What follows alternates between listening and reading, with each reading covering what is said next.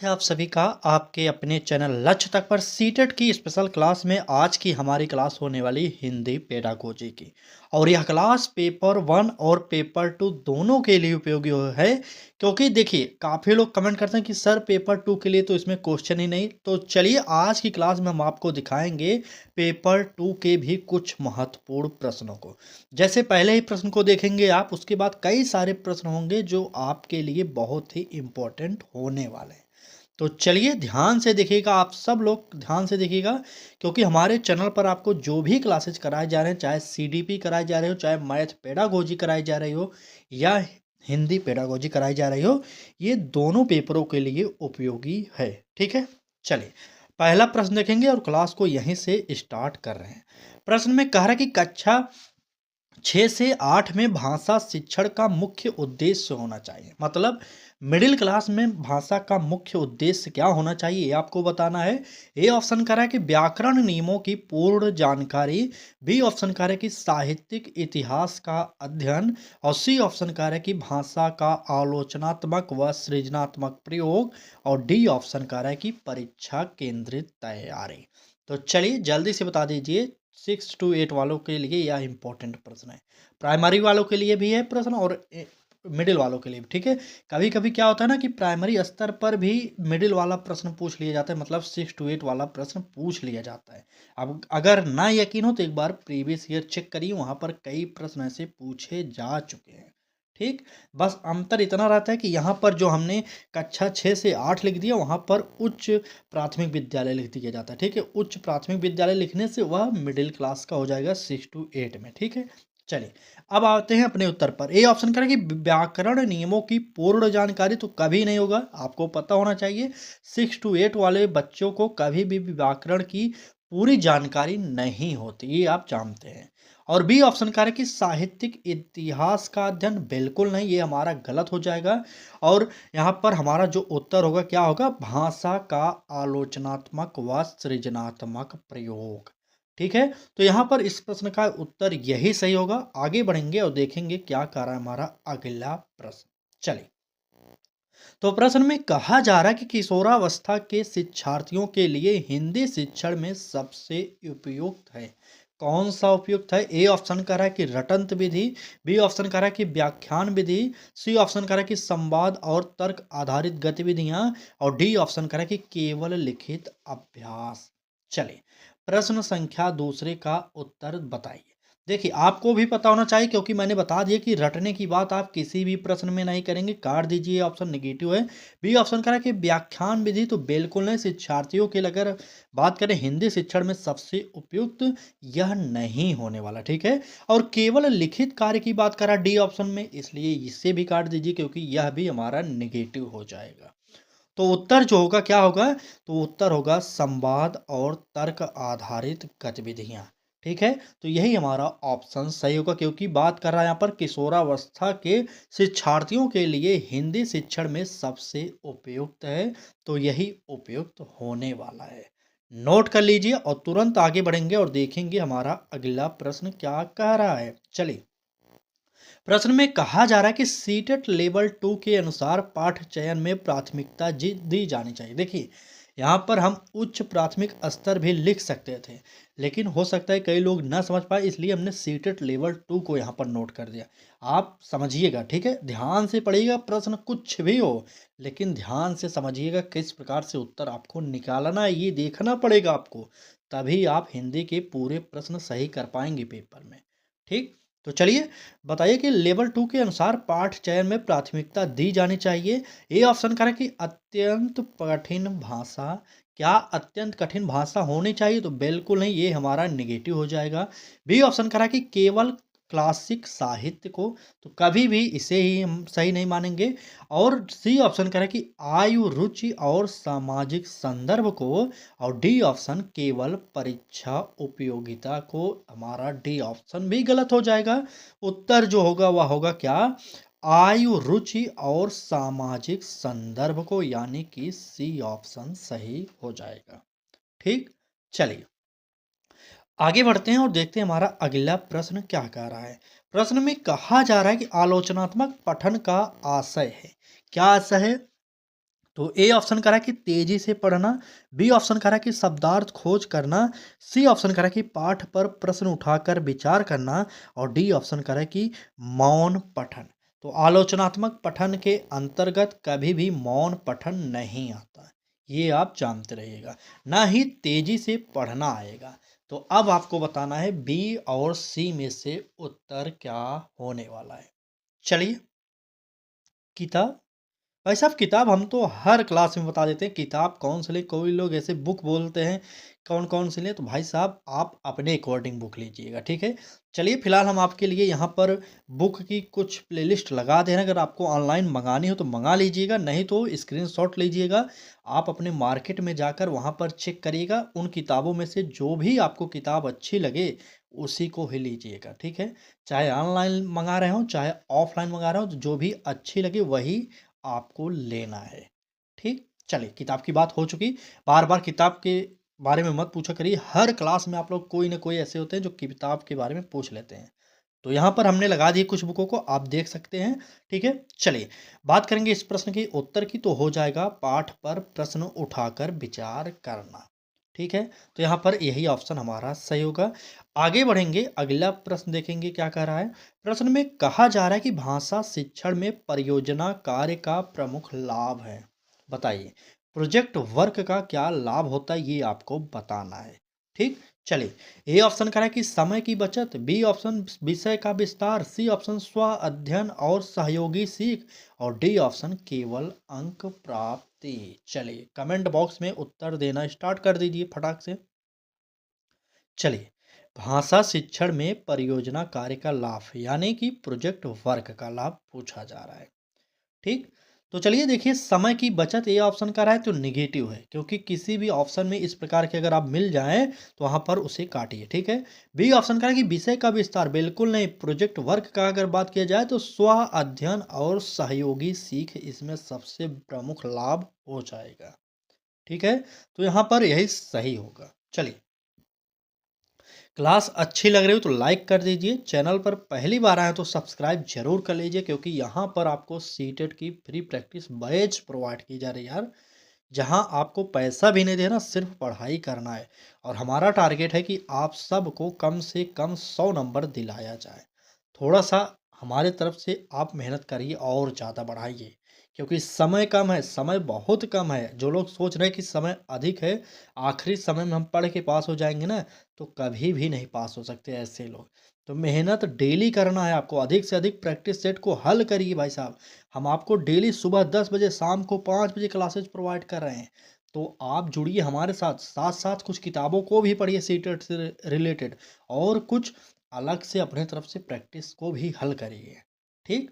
चलिए, बात करेंगे प्रश्न हमारी। देखिए, हमारी सिर्फ यही इच्छा है कि आप लोग सब लोग पास हो जाए अच्छे से। ये क्या बार बार आपको 1000 रुपये फार्म का देना पड़ता है, सोचिए। आप अगर हर बार यही देंगे तो कितना बड़ा नुकसान आपका हो रहा है। थोड़ा सा अधिक मेहनत कर दीजिए, पहली बार में ही पास हो जाइए।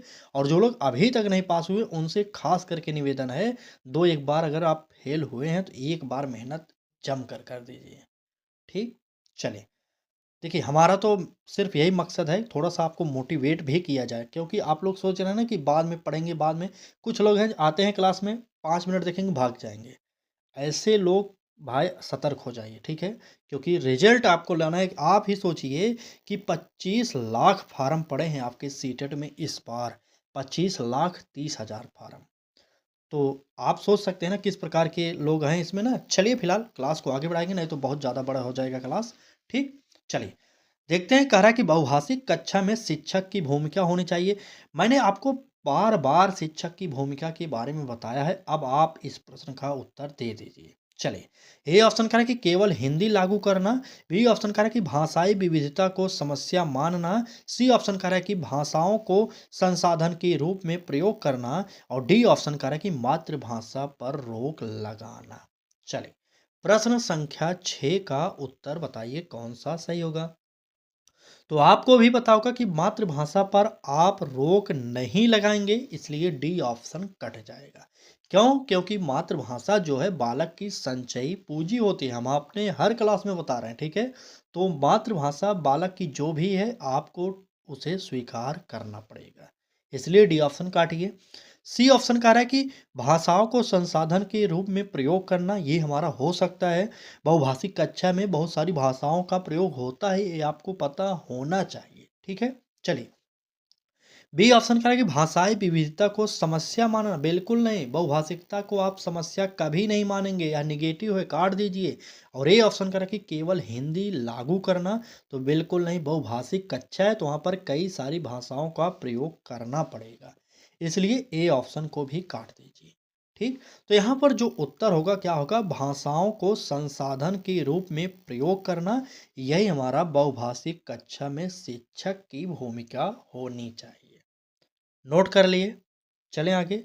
चलिए आगे बढ़ते हैं और देखते हैं प्रश्न में कहा जा रहा है कि व्याकरण को कक्षा 6 से 8 में पढ़ाया जाना चाहिए, किस लिए। ए ऑप्शन का रहा है नियम और परिभाषा के रूप में, तो बिल्कुल नहीं, नियम और परिभाषा किसी भी सब्जेक्ट के अकॉर्डिंग सही नहीं होगा ऑप्शन। ठीक है, काट दीजिए। बी ऑप्शन का है कि अलग विषय की तरह, बिल्कुल नहीं, अलग विषय की तरह आप व्याकरण नहीं पढ़ाएंगे, बल्कि सभी विषयों में समाहित करके ही आपको कोशिश करना पड़ेगा पढ़ाने के लिए। ठीक है, और सी ऑप्शन करें कि पाठ और भाषा प्रयोग के संदर्भ में, और डी ऑप्शन वर्ष के अंत में। तो वर्ष के अंत में कभी भी व्याकरण आपको नहीं पढ़ाना, तो उत्तर होगा क्या, पाठ और भाषा प्रयोग के संदर्भ में। ठीक है, तो नोट कर लीजिए, इस प्रश्न का जो उत्तर होगा तीसरा ऑप्शन हमारा सही हो जाएगा। और आगे बढ़ेंगे, अगला प्रश्न देखेंगे क्या कह रहा है। चलिए, प्रश्न में कहा जा रहा है कि लेखन कौशल में सुधार के लिए सबसे प्रभावी तरीका है, कौन सा तरीका है ये बताना है आपको। ए ऑप्शन कह रहा है कि नकल लेखन, बी ऑप्शन बार बार परीक्षा, सी ऑप्शन मसौदा लेखन और पुनर्लेखन, और डी ऑप्शन केवल वर्तनी अभ्यास। चलिए, प्रश्न संख्या 8 का उत्तर फटाक से बताइए कौन सा सही होगा। चलिए, लेखन कौशल में सुधार के लिए बोल रहा है, तो देखिए केवल वर्तनी अभ्यास बिल्कुल गलत है, बार बार परीक्षा ही कराएंगे तो यहाँ पर लेखन कौशल में सुधार कैसे होगा प्रभावी तौर पर। नकल लेखन से वैसे लेखन कौशल में सुधार हो सकता है, लेकिन यहाँ पर इसे काटना पड़ेगा, क्योंकि सबसे बेस्ट आंसर जो सीटेड मानता है वह मानता क्या है, मसौदा लेखन और पुनर्लेखन। ठीक है, चलिए, बिल्कुल सी ऑप्शन सही करेंगे। आगे बढ़ेंगे, अगला प्रश्न देखेंगे। तो कह रहा है कि सीटेट के अनुसार देखिए मूल्यांकन होना चाहिए किस प्रकार का, बताइए। सीटेट के अनुसार भाषा मूल्यांकन की बात कर रहा है, आपको बताना पड़ेगा। ए ऑप्शन देखिए स्मृति आधारित, क्या स्मृति आधारित हो सकती है, दंडात्मक होगी, सतत और व्यापक, केवल अंतिम परीक्षा, बताइए कौन सा सही होगा। देखिए, हमारा यही सिद्धांत है कि आपका समय बच जाए, इसलिए थोड़ी सी क्लास की स्पीड हम तेज गति से रखते हैं। समझिए, आप थोड़ा सा मेहनत करिए, अलग से करिए, क्योंकि किसी एक के टीचर के पढ़ाने से आप अच्छा स्कोर नहीं कर सकते। ठीक है, थोड़ा सा एफर्ट लगाइए, और जो लोग आपको भ्रमित कर रहे हैं उनके चक्कर में मत पड़िए, कहीं पर बैच मत लीजिए, समय बहुत कम है। अधिक से अधिक प्रैक्टिस सेट को हल करिए, बस यही एक अंतिम उपाय होगा जिससे आप सीटेट अच्छे नंबर से क्रैक कर सकते हैं। ठीक, बाकी आपकी इच्छा है, आप स्वतंत्र हैं, चाहे जो भी करना चाहते हैं कर सकते हैं। समय आपका है, आपका उपयोग करना पड़ेगा आपको, चाहे जैसे करें। ठीक है, चलिए बात करेंगे इस प्रश्न के उत्तर की। तो सीटेट के अनुसार जो भाषा मूल्यांकन होना चाहिए, सतत और व्यापक होना चाहिए। ठीक, चलिए, प्रश्न में कहा जा रहा है कि कविता शिक्षण में 7 से 8 के छात्रों के लिए आवश्यक है। कक्षा 7 और 8 के लिए आवश्यक क्या होने वाला है ये आपको बताना है। क्या छंद याद करना सही होना चाहिए, तो बिल्कुल नहीं, ये निगेटिव हो जाएगा, याद करना निगेटिव होता है, ये हमने बताया था, काट दीजिए। बी ऑप्शन कह रहा है कि अर्थ रटवाना, तो बिल्कुल नहीं, अर्थ रटवाने की बात भी आप नहीं करेंगे, काट दीजिए, निगेटिव है। ठीक है, और क्या करें, भाव संदर्भ और अनुभव से जोड़ना, तो बिल्कुल नहीं, काटिए। नहीं, एक मिनट, यहाँ पर यही ऑप्शन हमारा सही होना है। ठीक है, कैसे, कविता शिक्षण की बात करा तो कविता शिक्षण में भाव संदर्भ और अनुभव से जोड़ना ये सबसे बेस्ट ऑप्शन हो जाएगा। ठीक, बिल्कुल सी ऑप्शन आप लोग नोट करिए, और आगे बढ़ते हैं, देखते हैं क्या कह रहा है हमारा अगला प्रश्न। तो अगले प्रश्न में कहा जा रहा है कि सुनना और बोलना कौशल लेवल 2 में कैसे हो सकता है ये आपको बताना है।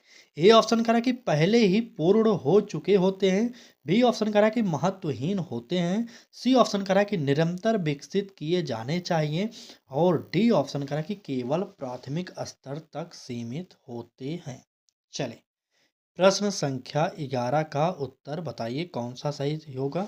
देखिए, महत्वहीन नहीं होगा, बी ऑप्शन काटिए। ए ऑप्शन कह रहा है कि पहले ही पूर्ण हो चुके होते हैं, बिल्कुल नहीं, काट दीजिए। सी ऑप्शन कह रहा है कि निरंतर विकसित किए जाने चाहिए, डी ऑप्शन केवल प्राथमिक स्तर तक सीमित हो, तो बिल्कुल नहीं, यहाँ पर लेवल 2 की बात करा तो यहाँ पर उत्तर जो होगा निरंतर विकसित किए जाने चाहिए।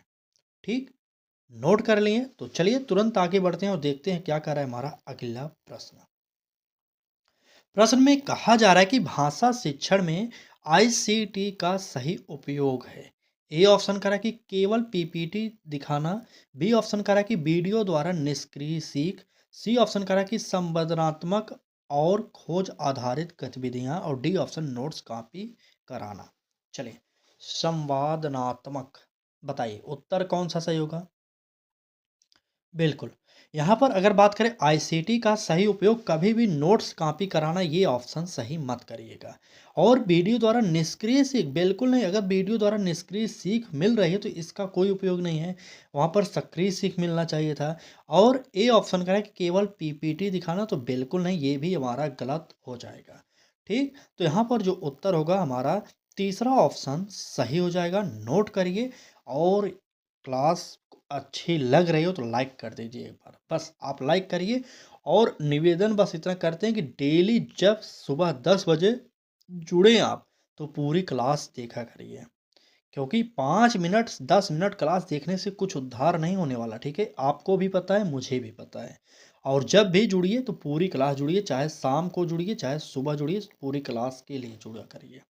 ठीक, चलिए, सहपाठी अधिगम से छात्रों में विकसित होता है, क्या होगा बताइए। प्रतिस्पर्धा होगा, भय होगा, सहयोग और आत्मविश्वास होगा, या केवल अनुशासन होगा। कौन सा उत्तर सही होगा बताइए। चलिए फटाक से बताइए, कमेंट करिए कौन सा उत्तर सही होगा।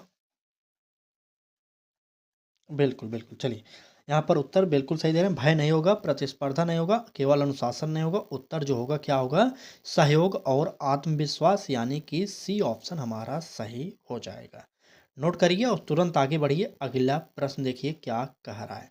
कह रहा है कि कहानी लेखन गतिविधि का मुख्य उद्देश्य है। क्या उद्देश्य है ये आपको बताना है। ए ऑप्शन करा कि शब्द संख्या बढ़ाना, बी ऑप्शन करा कि कल्पनाशीलता और अभिव्यक्ति, सी ऑप्शन करा कि व्याकरणिक शुद्धता, और डी ऑप्शन परीक्षा उत्तर तैयार करना। चलिए, प्रश्न संख्या 14 का उत्तर बताइए। तो आप लोग काफी लोग होंगे जो इस प्रश्न का उत्तर गलत करने वाले हैं। ठीक, बताइए। चलिए देखते हैं कितने लोग सही उत्तर देते हैं, एक बार कमेंट करिए, आप सब कमेंट करेंगे। बिल्कुल बिल्कुल, देखिए आ गए ना, काफ़ी लोग मार दिए सी ऑप्शन। सी ऑप्शन गलत है भाई साहब, काट दीजिए, क्योंकि काफ़ी टाइम से देख रहे होंगे कि लगभग सी ऑप्शन ही सही हो रहा था, लेकिन यहाँ पर ये गलत होगा। ठीक है, यहाँ पर शब्द संख्या बढ़ाना ये भी हमारा नेगेटिव है, और परीक्षा उत्तर तैयार करना ये भी नेगेटिव है। तो यहाँ पर उत्तर जो होगा बी ऑप्शन होगा, कल्पनाशीलता और अभिव्यक्ति। तो नोट करिए, यहाँ पर हमारा बी ऑप्शन सही हो जाएगा। ठीक, समझ गए ना। चले आगे, चलिए बढ़ते हैं। प्रश्न में कहा जा रहा है कि भाषा कक्षा में प्रश्न पूछने का सही उद्देश्य है। एक टीचर है जो क्लास में प्रश्न पूछता है, तो उस टीचर का क्या उद्देश्य हो सकता है ये आपको बताना है अपने शब्दों में। ए ऑप्शन करा कि छात्रों को चुप कराना, बी ऑप्शन करा कि केवल सही उत्तर पाना, सी ऑप्शन करा कि सोचने की प्रक्रिया विकसित करना, और डी ऑप्शन समय भरना। चलिए, कमेंट बॉक्स में कमेंट करना स्टार्ट करिए, सब लोग कमेंट करेंगे। देखिए, अगर कक्षा में जो टीचर प्रश्न पूछ रहा है तो उसका उद्देश्य कभी भी नहीं होगा कि छात्रों को चुप कराया जाए, तो इसलिए हमारा जो उत्तर ए बता रहे हैं इनका गलत हो जाएगा। ठीक, ए ऑप्शन नेगेटिव है, काट दीजिए। अब कह रहा है बी ऑप्शन केवल सही उत्तर पाना, तो यह भी नहीं सही होगा, और समय भरने की बात आप नहीं करेंगे, तो डी बी ए कट जाएगा। उत्तर जो होगा सोचने की प्रक्रिया विकसित करना, यही हमारा ऑप्शन सही हो जाएगा। ठीक, चलें आगे। चलिए अगले प्रश्न की बात किया जाए तो कह रहा है कि पाठ्य पुस्तक को माना जाना चाहिए। क्या माना जाना चाहिए ये देखते हैं। ए ऑप्शन कह रहा है कि अंतिम ज्ञान स्रोत, बी ऑप्शन कह रहा है कि परीक्षा गाइड, सी ऑप्शन सीखने का एक संसाधन और डी ऑप्शन पूर्ण पाठ्यक्रम। बताइए कौन सा ऑप्शन हमारा यहाँ पर सही हो जाएगा। अगर बात करें क्या पाठ्य पुस्तक जो है किताबें जो हैं ज्ञान का आखिरी स्रोत होती हैं तो बिल्कुल नहीं। यह आखिरी स्रोत नहीं भाई साहब, अंतिम स्रोत कह रहा है ना, तो यही अंतिम स्रोत थोड़ी है, इसे काट दीजिए। और परीक्षा गाइड है तो परीक्षा की आप बात नहीं करेंगे, पूर्ण पाठ्यक्रम होगा नहीं। जो पाठ्य पुस्तकें होती हैं वह सीखने का एक संसाधन ही होती हैं, आपको समझना चाहिए। ठीक, हमारी जो किताबें हैं, हम जो इस समय किताबें पढ़ रहे हैं, यह साधन ही है ना, संसाधन ही है, ना कि अंतिम ज्ञान का स्रोत। ये अंतिम ज्ञान का स्रोत नहीं होते। जो लोग ए ऑप्शन टिक कर रहे थे उनका गलत हो जाएगा। ठीक, चलिए आगे बढ़ेंगे और अगला प्रश्न देखें। देखिए आज की क्लास में ज़्यादातर सीटेट लेवल 2 वाले प्रश्न मिल गए आपको। ठीक है, तो जुड़िए हमारे साथ, हम डेली आपको इस प्रकार की क्लासेज कराना है। लेवल 1 लेवल 2 दोनों के लिए उपयोगी हैं। ठीक है, कुछ प्रश्न आज की क्लास में लेवल 2 के लिए ज़्यादा हो गए तो मान लीजिए कभी काल हो जाता है, लेकिन वैसे तो दोनों के लिए इंपॉर्टेंट है यह क्लास। ठीक, बात करेंगे इस प्रश्न की तो कह रहा है कि सीटेट लेवल 2 में भाषा शिक्षक से अपेक्षा की जाती है कि वह, लेवल 2 की बात करें शिक्षक से क्या अपेक्षा की जाती, इसका उत्तर आपको बताना है। ए ऑप्शन करा है केवल पाठ पूरा करे, बिल्कुल नहीं। चाहे लेवल 1 का टीचर हो चाहे लेवल 2 का, उसका कभी भी यह उद्देश्य नहीं होना चाहिए कि हमारा सिर्फ पाठ पूरा हो, काट दीजिए। बी ऑप्शन करा कि छात्रों का भाषिक पहचान को सम्मान दे, ये हो सकता है। सी ऑप्शन करा कि कठिन भाषा का प्रयोग करें, बिल्कुल नहीं करना। और डी ऑप्शन सख्त अनुशासन रखे, तो यह भी गलत हो जाएगा। उत्तर जो होगा, उत्तर निकलेगा बी ऑप्शन, छात्रों की भाषिक पहचान को सम्मान देना। नोट कर लिए, तुरंत आगे बढ़ते हैं, अगला प्रश्न देखेंगे। चलिए अगले प्रश्न में कहा जा रहा है कि रचनात्मक लेखन को बढ़ावा देने के लिए शिक्षक को चाहिए। रचनात्मक की बात कर रहा है कि शिक्षक को क्या चाहिए, आप बताइए। ए ऑप्शन करा है गलतियों पर दंड देना, तो बिल्कुल नहीं, यह निगेटिव है, काट दीजिए, क्योंकि गलती बालक करेगा, क्योंकि गलतियों के द्वारा ही बालक सीखता है, ये आप जानते रहिए। बालक को आप दंड नहीं देंगे। ए ऑप्शन निगेटिव है, काट गया।